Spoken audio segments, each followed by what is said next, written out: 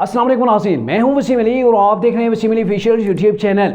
नाज़रीन, चौधरी परवेज़ इलाही और मोनिस इलाही शदीद किस्म की मुश्किल के अंदर फंस गए हैं। शदीद मुश्किल में इसलिए कह रहा हूं कि जो इनके खिलाफ करप्शन के इल्ज़ामात हैं, उनकी नैब के इदारे ने तहकीकात मुकम्मल कर ली है। तहकीकात मुकम्मल करने के बाद रेफरेंस भी मूव कर दिया इनके खिलाफ कि ये तहकीकात हुई है और उस तहकीकात के अंदर ऐसे ऐसे इंकशाफात हुए हैं कि चौधरी परवेज़ इलाही जब इनको पंजाब का वज़ीर आला बनाया गया तो उसके बाद इन्होंने करप्शन के अंदर किस कदर डुबकियां लगाई, बल्कि अकेले चौधरी परवेज़ इलाही ने डुबकियां नहीं लगाई, पूरी की पूरी फैमिली डुबकियां लगाती रही।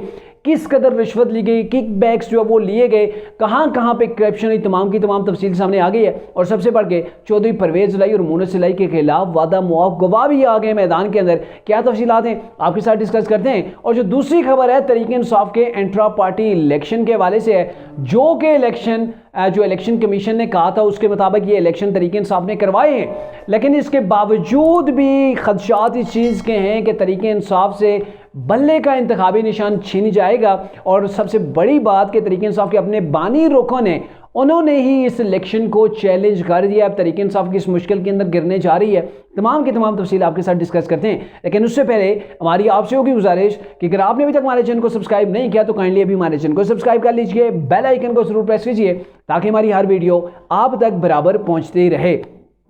नाज़रीन, पहले बात कर लेते हैं जी चौधरी परवेज़ इलाही की, जो इस वक्त जेल के अंदर है। मोनिस इलाही जो बाहर की दुनिया के मज़े ले रहे हैं, लेकिन उनके मज़े अब ख़त्म होने वाले हैं, क्योंकि जो उनके ऊपर इल्ज़ामात है। चौधरी परवेज़ इलाही भी वज़ीर रहे हैं, चौधरी परवेज़ इलाही वज़ीर आला पंजाब रहे हैं, चौधरी मोनिस इलाही इमरान खान के दौर के अंदर वफाकी वज़ीर रहे हैं। तो इन्होंने जो इनके ऊपर करप्शन के इल्ज़ामात है, किस कदर डुबकियां लगाई हैं पूरे के पूरे ख़ानदान ने, आप सुन के हैरान रह जाएंगे। और आज जो तहकीकात मुकम्मल हुई हैं नैब के इदारे ने, तो नैब ने अब इनके खिलाफ बाकायदा तौर पर रेफरेंस मूव कर दिया, रेफरेंस फाइल हो गया है, जिसके बाद जो ये चौधरी फैमिली है ना, ये बड़ी मुश्किल के अंदर आ गई है। पहली बात तो ये है कि नैब ने चौधरी परवेज़ इलाही के खिलाफ जो ठेके थे, सबसे बड़ी इन्होंने करप्शन कहाँ की कि आप तरक्याती कामों के ठेके देते हैं, वहाँ से आपने किकबैक्स लिए, रिश्वत अलग से ली जाती थी।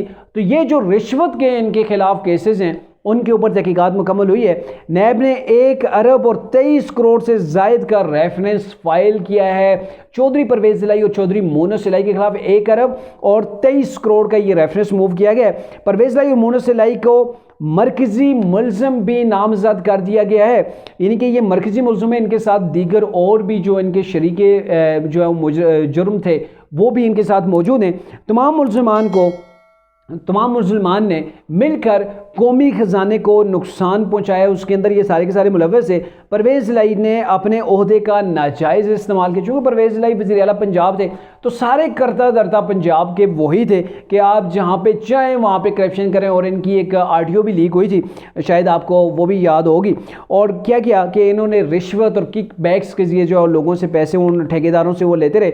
मोनिस इलाही के सेक्रेटरी हैं जी उन्होंने, और 2 सरकारी मुलाजमीन हैं जो वादा मुआफ गवाह बन गए हैं। ये जो मोनिस इलाही के एक सेक्रेटरी थे और 2 वो मलिक सोहेल उनका नाम है, और 2 सरकारी मुलाजम हैं जो वादा मुआफ गवाह बन गए कि हाँ भाई फलां जगह इन्होंने यहाँ से ऐसे ऐसे करके इतनी करप्शन की है, इतनी रिश्वत फलां से वसूल की है और फलां से इतनी। चूँकि जो आपके जो सेक्रेटरी होता है, सेक्रेटरी तो आपकी कान आँख जो है वो सब कुछ होता है, दिमाग भी होता है, तो उसके पास सारे का सारा डेटा मौजूद होता है कहाँ पर आपने क्या किया।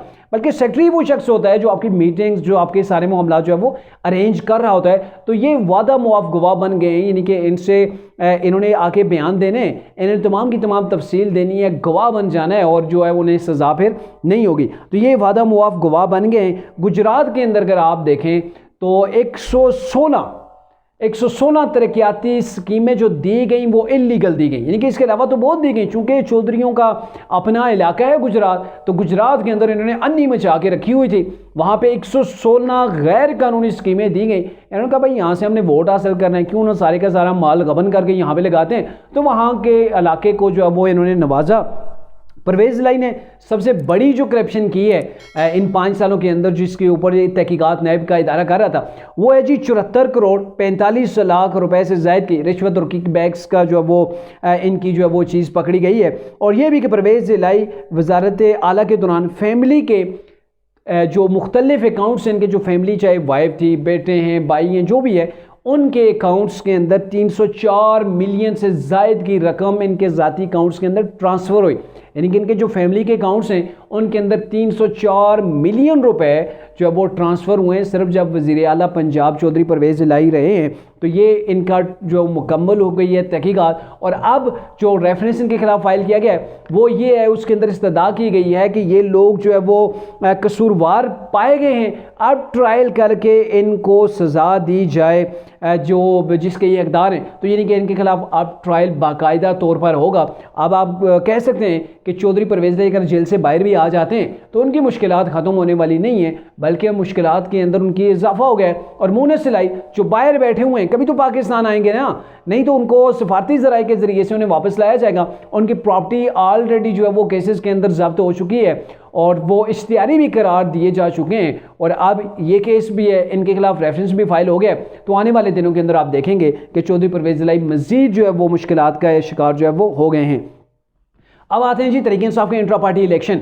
इंट्रा पार्टी इलेक्शन इसलिए ज़रूरी थे कि चूंकि इलेक्शन कमीशन ने इनको डायरेक्शन दी हुई थी कि आप 20 दिन के अंदर अगर इंट्रा पार्टी इलेक्शन नहीं करवाते तो ये होगा कि आपसे बल्ले का निशान छिन जाएगा।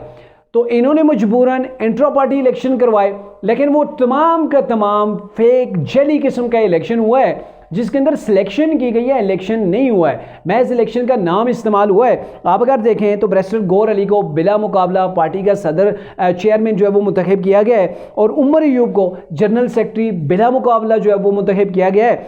यास्मीन राशिद, डॉक्टर यास्मीन राशिद पंजाब के अंदर अभी जेल के अंदर बंद है 9 मई के वाक़यात के अंदर, तो उनको पंजाब का बिला मुकाबला सदर आप देखते जाइए, और अली मीन गिरंडापुरी को KPK का बिला मुकाबला जो है वो सदर मुंतखब किया गया है। अलीम आदिल शेख को सिंध का और मुनीर अहमद बलोच को बलोचिस्तान का बिला मुकाबला, यानी कि जितने भी लोग थे इसका किसी ने मुकाबला नहीं किया है, ना तो बैलेट पेपर की इन्हें ज़रूरत पड़ी है, ना ही इलेक्शन हुआ है, यानी कि तमाम की तमाम चीज़ें एक फेक किस्म की गई। और फेक इसलिए मैं कह रहा हूँ चूँकि ये चैलेंज कर दिया है तहरीक इंसाफ के अपने बानी रुकन ने, और ये वही बानी रुकन है जिन्होंने फॉरेन फंडिंग केस के अंदर इमरान खान का पट्टा गोल करके रखा था। फॉरेन फंडिंग केस के अंदर इमरान को जो सज़ा हुई है वो भी इन्हीं की वजह से हुई है, जिनका नाम है शहजाद जो है वो अकबर एस बाबर। इन्होंने जो है वो फॉरेन फंडिंग का केस भी वो फाइल किया था। तो अब इन्होंने ये जो इंट्रा पार्टी तहरीक इंसाफ के इलेक्शन हुए, नाम नेहाद इलेक्शन हुए, इनको इलेक्शन कमीशन के अंदर चैलेंज करने का फैसला कर लिया है। अब अगर ये चैलेंज कर देते हैं, दीगर पार्टियां भी कह रही हैं ये तमाम के तमाम जो है वो सिर्फ एक ड्रामा रचाया गया, ड्रामे से आगे कुछ भी नहीं है, तो अब जाहिर है इलेक्शन कमीशन चीज़ों को देख रहा है, वो जांच पड़ताल कर रहा है वहाँ पे।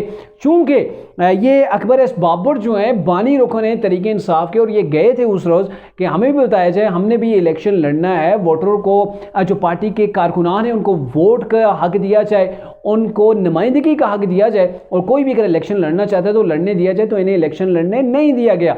इनके मुताबिक पार्टी के दीगर भी जो वो लोग जिन्होंने इनिशियल स्टेज से पार्टी को संभाला उसके साथ खड़े रहे, वो भी इलेक्शन के अंदर कंटेस्ट करना चाहते थे, लेकिन किसी को कोई मौका नहीं दिया गया, किसी को पार्टी के आइन की रूह से बिल्कुल भी जो है वो कोई मालूमात ही नहीं दी गई। तो ये कैसी, ये तो टोटल का टोटल जो वो आप कह सकते हैं कि इलेक्शन कमीशन के साथ इन्होंने एक लॉलीपॉप वाली गेम खेली है, और जमहूरियत के साथ, जो जमहूरियत होती है ना हर पार्टी के अंदर, तो ये बराए नाम है पाकिस्तान के अंदर जितनी भी, मैं सबका तो नहीं कह सकता, लेकिन जहाँ तक मुझे इल्म है जो भी बड़ी पार्टियाँ हैं उनके अंदर जमहूरियत नाम की चीज़ बराए नाम होती है। जमहूरियत के ऊपर वोट तो ज़रूर बटोरे जाते हैं, लेकिन जमहूरियत पार्टियों के अंदर मौजूद नहीं होती है, और उसका बड़ा नमूना आपने देख लिया तहरीक इंसाफ के जो इंट्रा पार्टी इलेक्शन हुए, इसके अंदर किसी ने किसी को कंटेस्ट ही नहीं किया, किसी को मौका ही नहीं दिया। और दूसरी जानब आपको भी बताया कि तहरीक इंसाफ की जो पार्टी है वो सियासी रहनुमाओं के हाथ से निकल गई है।